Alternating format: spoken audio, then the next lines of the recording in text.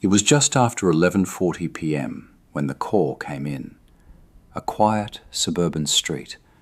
A neighbour complaining about strange noises coming from a house that rarely turned on its lights and never opened its curtains. 2 officers responded, expecting nothing more than a routine disturbance. But from the moment they stepped onto the porch, something felt wrong. The air was still. The house was silent, and when the door finally opened, the Bodycam began recording something no one was prepared to see. What started as a simple noise complaint would uncover a truth hidden behind locked doors. The call came in just after 10:30 p.m, the kind that barely registered on the night shift radar. "Possible noise disturbance," the dispatcher said, voice flat, practiced. "Caller reports unusual sounds. Address on Willow Creek Drive." Willow Creek Drive was quiet, too quiet most nights. A stretch of tidy suburban homes with trimmed hedges, warm porch lights, and the kind of routine that rarely broke. No bars nearby, no late-night traffic, no history that ever made it onto a police briefing. Officer Mark Reynolds glanced at the dashboard clock and exhaled through his nose. "Noise complaint," he muttered, tapping the steering wheel. "Figures." Beside him, Officer Daniel Cruz adjusted his seatbelt and nodded. Probably loud TV or someone messing with power tools at the worst possible hour. The cruiser rolled forward, tyres humming softly over the asphalt. Inside, the cabin was dim, lit mostly by the glow of the dash and the occasional reflection of passing streetlights sliding across the windshield. Their body cams clicked on automatically. Standard procedure. Small red lights blinking to life without ceremony. Neither officer changed their posture. No one reached for a weapon. No one sat up straighter. This was routine. As they turned onto Willow Creek Drive, the neighbourhood greeted them with stillness. Most houses were dark, porch lights casting soft pools of yellow onto empty driveways. A few living room windows glowed faintly behind curtains, televisions flickering silently. The address came up slowly on the right. The house looked different. Not dramatic, not obviously threatening, just off enough to register. The front yard was overgrown, grass uneven and spilling onto the sidewalk as if it hadn't been cut in weeks. The porch light was on, but the bulb flickered, dimming and brightening in irregular pulses. Every window on the ground floor was covered, curtains drawn tight, blinds angled down. No light escaping, except a faint glow from somewhere deeper inside. Reynolds eased the cruiser to the curb. "That's the one?" Cruz asked. "Yeah," Reynolds said, checking the number. "Caller said the sounds were coming from here." They sat for a moment, engine idling. The Bodycam picked up the low mechanical purr, the faint hiss of air through the vents. Then they heard it, a dull, muted thump. Not loud, not sharp, just heavy enough to feel wrong. Cruz turned his head slightly. "You hear that?" Before Reynolds could answer, there was another sound, metallic this time, a soft clank, like something solid striking something hollow. It echoed briefly, then stopped. Silence followed, the kind that pressed in rather than relaxed. Reynolds frowned. "That's not music." They stepped out of the cruiser, doors closing with careful restraint.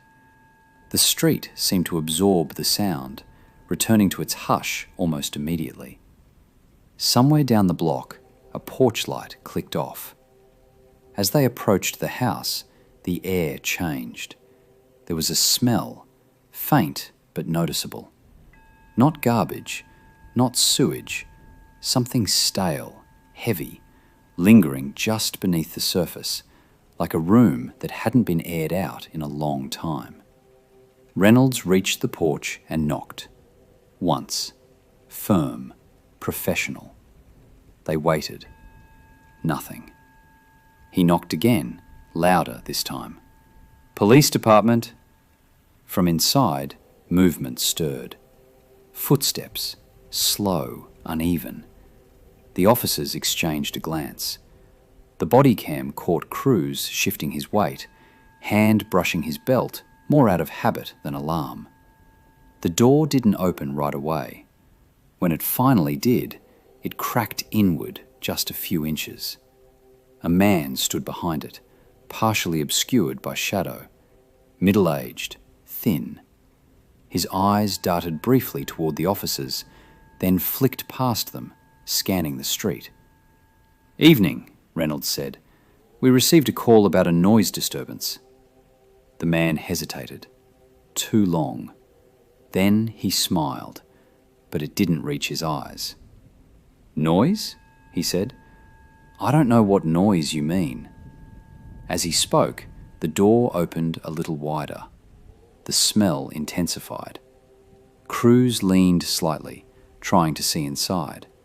The hallway beyond was dim, lit by a single bulb that buzzed faintly. The walls looked bare. Too bare. No photos, no decorations, just scuffed paint and shadows stretching down the corridor. "We got reports of banging sounds," Cruz said calmly. "Thumps, metallic noises." The man shook his head quickly. "Must be a mistake. I was just fixing something." "Fixing what?" Reynolds asked. The man's mouth opened, then closed. He swallowed. "Just around the house?" Behind him, somewhere deeper inside, something shifted. Not footsteps. Not quite. The man's shoulders stiffened almost imperceptibly. Reynolds noticed. So did the camera. "Sir," Reynolds said, tone still neutral, "would you mind if we stepped inside and took a quick look? Just to make sure everything's okay?" The man laughed softly. Too softly. "That really won't be necessary." Another sound came from the house, a low, muffled thud. This time there was no mistaking it. Cruz's eyes flicked to Reynolds. The Bodycam captured the brief exchange, silent, loaded. "You hear that?" Cruz asked. The man's smile vanished. "It's nothing." Reynolds took a small step forward. "Sir, we need to make sure no one's in danger." The man hesitated again. His fingers tightened around the edge of the door. For a moment, it looked like he might shut it completely. Then, reluctantly, he stepped back. "Fine," he said. "Just a quick look." As the door swung open, the hallway stretched out before them, longer than it should have been. The light flickered overhead. The air felt thick, unmoving. Somewhere inside the house, something scraped softly against metal. Reynolds crossed the threshold first. Cruz followed, the door closing behind them with a quiet, final click. The Bodycam kept recording. The door closed behind them with a sound that felt louder than it should have. Not a slam, just a firm, deliberate click. The Bodycam adjusted to the low light automatically, grainy shadows stretching across the narrow hallway. The air inside the house was stale, heavy, as if it had been trapped there for a long time. The faint buzzing of the overhead bulb filled the silence. Reynolds paused just inside the threshold. "All right," he said evenly, keeping his voice calm. "We'll make this quick." The homeowner stood a few feet behind them now, hands clasped together, shoulders hunched forward. Up close, the smell was stronger. Old sweat, dust, something sour underneath it all. Cruz shifted slightly, glancing down the hallway. "You live here alone, sir?" The man nodded, too fast. "Yes, just me." The camera caught the hesitation that followed. a fraction of a second where his eyes flicked toward a closed door at the end of the hall. Reynolds noticed. "So what were you fixing?" Reynolds asked. The man shrugged. "Plumbing. Pipes knock sometimes." Reynolds nodded slowly, but his gaze drifted. The walls were bare, no pictures, no family photos, no artwork, just scuffed paint and long scratches near the door frames, thin and irregular, like something had been dragged past them repeatedly. They moved forward. The first room on the right was a living room, though it barely qualified as one. A couch sat against the wall, its cushions sunken and stained. No television, no lamps, just a single folding chair facing an empty wall. The Bodycam swept across the room, capturing layers of dust on every surface. No sign anyone spent time here. No cups, no books, no personal items. Cruz frowned. "You don't watch TV?" The homeowner let out a short laugh. "Don't need one." Reynolds crouched slightly, peering under the folding chair. The floor beneath was cleaner than the rest of the room, as if it had been moved recently, repeatedly. A faint sound drifted through the house. Not a bang this time, a soft, rhythmic noise, almost like breathing, but uneven. Cruz froze. "You hear that?" The homeowner shook his head immediately. "House settling." Reynolds straightened. "From where?" No answer. They continued. The kitchen was next. It looked functional at first glance, sink, counters, cabinets, but the details didn't add up. No fresh food, no trash. The refrigerator hummed loudly, but when Cruz opened it, the light revealed emptiness. Not even condiments, just clean, bare shelves. "How long you been living here?" Cruz asked. "Couple years," the man replied. Reynolds glanced at the dust-covered counters. "And you cook?" "Sometimes." The Bodycam caught Reynolds' jaw tighten slightly. They moved toward a door near the back of the kitchen. Locked. Reynolds tested the knob gently. "What's in here?" The man's posture changed. Shoulders stiffened. "Storage." "Mind opening it?" Cruz asked. "Yeah," the man said quickly. "I do, actually." The refusal hung in the air. Reynolds let the moment stretch. "All right, we'll come back to it." They continued down the hall. Every door they passed was closed. Too many for a house this size. Reynolds stopped at one, turned the knob. Locked. Another door. Locked. Cruz leaned closer and lowered his voice. "That's a lot of locks." The homeowner cleared his throat. "I value privacy." As they approached the final door at the end of the hallway, the sound returned, closer now. A soft, irregular thump, followed by a faint scraping noise. The Bodycam microphone picked it up clearly. Reynolds raised a hand slightly, signaling a pause. "Sir," he said carefully, "is anyone else here right now?" The man swallowed. "No." Another sound. Closer. Cruz turned his head slowly toward Reynolds. "That's not pipes." Reynolds pressed the radio clip to his shoulder. "Dispatch, this is Unit 12. We're on scene at Willow Creek. Can you stand by?" Static crackled back. "Copy, Unit 12. Reynolds stepped closer to the door at the end of the hall. Unlike the others, this one wasn't just locked. It had an additional bolt near the top. Scratches marred the wood around the frame, clustered near the handle. From the other side came a noise that made Cruz inhale sharply. A muffled voice, low, weak, barely audible. "Did you hear that?" Cruz whispered. The homeowner shook his head violently. "You're imagining things." Reynolds didn't look at him. His eyes stayed on the door. "Dispatch," Reynolds said quietly. "We may need additional units." The man's breathing quickened. "There's no need for that." The sound came again, clearer this time, a voice. "Help." The word was faint, strained, but unmistakable. Cruz took a step back. "That's a person." Reynolds reached for the door. "Sir, step away from us, now." The homeowner backed up slowly, hands raised, panic flashing across his face. "You don't understand." Reynolds tested the handle. It didn't budge. "Who's in there?" Reynolds demanded. Silence. Then something hit the door from the inside, not hard, but desperate. The Bodycam captured it all. Cruz's hand went to his radio. "Dispatch, we need backup immediately. Possible unlawful confinement." The radio crackled as dispatch responded, urgency replacing routine. Reynolds planted his feet and knocked firmly on the door.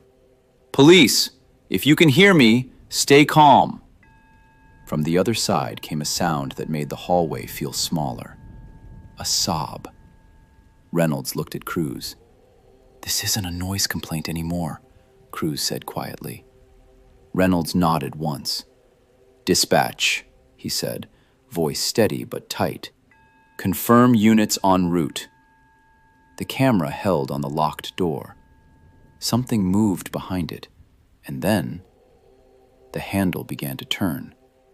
The sound of sirens arrived before the door fully opened. Red and blue lights washed over the front of the house, bleeding through drawn curtains and narrow windows. Backup units pulled in fast, tires crunching against the curb, radios crackling with clipped urgency. What had begun as a routine call had crossed a line, one that couldn't be stepped back from.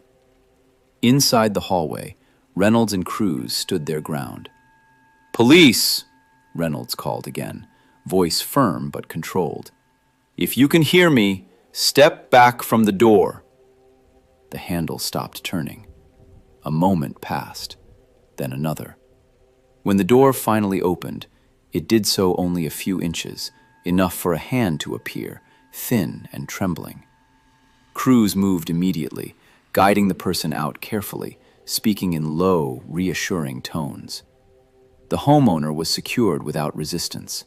His earlier confidence was gone, replaced by a hollow stillness. He didn't speak as he was led away. He didn't need to. The Bodycam recorded everything. Behind the door was a small room, sparsely lit and almost empty.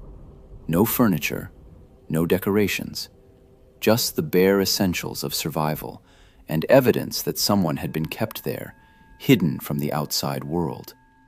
It wasn't graphic. It didn't need to be. The truth was clear. Backup officers moved in, clearing the rest of the house methodically. Locked doors were opened. Each revealed more signs of isolation, rooms unused for living but altered for control. The house wasn't chaotic. It was organized, intentionally so. Investigators later determined the situation had likely been ongoing for months, maybe longer. Neighbors would say afterward that they had noticed things, small things, lights on at odd hours, packages never brought inside, the homeowner rarely seen during the day, sounds that didn't quite fit but were easy to explain away. "It's none of my business," one neighbor admitted later. "I thought maybe he worked nights," said another. "I didn't want to assume the worst." The noise complaint, the one that finally brought officers to the door, had been different, louder, more urgent, enough to override doubt, enough to make someone pick up the phone. Investigators found no record of prior calls to the house, no complaints, no welfare checks. On paper, nothing had ever been wrong there. That was the failure. Not of one person, but of a system built on patterns where what doesn't register often goes unseen. As the scene settled, Reynolds stepped outside and pulled off his gloves. He didn't say anything. Neither did Cruz. They stood near the cruiser, listening as the house behind them filled with voices, officers, medics, investigators, all doing what came next. The body cam was still running. Later, the footage would be reviewed frame by frame.